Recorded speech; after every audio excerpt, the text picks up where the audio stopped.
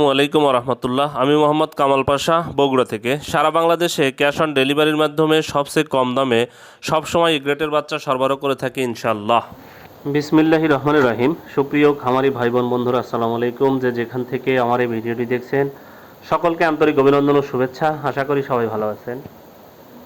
আজ আপনাদের সামনে যে কথাগুলো উপস্থাপন করব, আসলে আমি কিন্তু বেশ কিছুদিন অসুস্থ ছিলাম। অনেক ভাই ফোন দিয়ে খোঁজ খবর নিয়েছেন। আলহামদুলিল্লাহ এখন আগের চেয়ে অনেকটাই সুস্থ। দোয়া করবেন আমি যেন আপনাদের মাঝে আগের মতোই আপডেট দিতে পারি।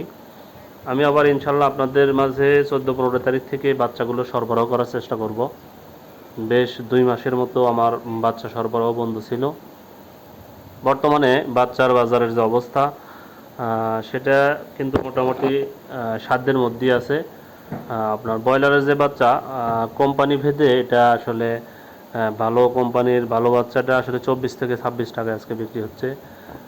বি গ্রেডের বাচ্চাগুলো 20-22 টাকায় বিক্রি হচ্ছে।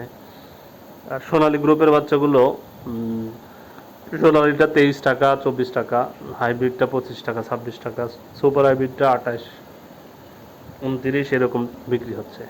যাই হোক, আমি আপনাদের মাঝে 14-15 তারিখ থেকে আবার ইনশাল্লাহ রেগুলার বাচ্চা সরবরাহ করব। আপনাদের দোয়া চাই। আর রেডি মুরগির যে বাজারটা, এটা আসলে বর্তমানে এই বাজারটা আসলে খুবই কম চলতেছে। এই বাজারে আসলে খামারিদের অবস্থা খুবই খারাপ হবে।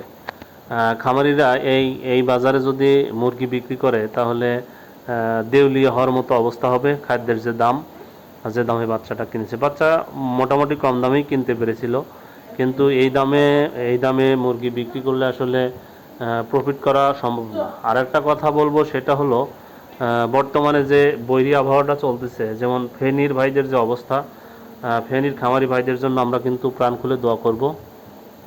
তারা যেন তাদের খামারগুলো সুরক্ষা করতে পারে, রক্ষা যেন করতে পারে। আল্লাহ তাদের উপর রহমত বরকত বর্ষণ করুক। আল্লাহ তাদের খামারগুলো টিকিয়ে রাখার তৌফিক দান করুক। আর আরও অন্য জেলার ভাইরাও অনেক কষ্টে আছেন। সব ভাইদের জন্য দোয়া দিচ্ছি। সব ভাইদের খামার যেন সুস্থ থাকে। আর এই বৃষ্টির মধ্যে আসলে বাচ্চা বাচ্চা বড় মুরগির স্যাঁতস্যাঁতে অবস্থা হয়ে থাকে মেঝে। খামারগুলোর অবস্থা খুব খারাপ হয়ে থাকে। তাই আপনারা একটু দেখে শুনে এই বৃষ্টির সিজনটা পার করবেন।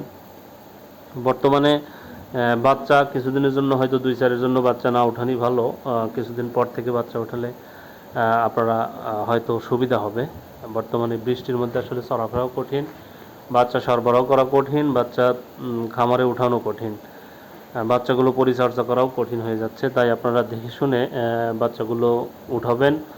আর আপনারা আপনাদের খামারগুলো সবসময় সুরক্ষা রাখার চেষ্টা করবেন ইনশাআল্লাহ।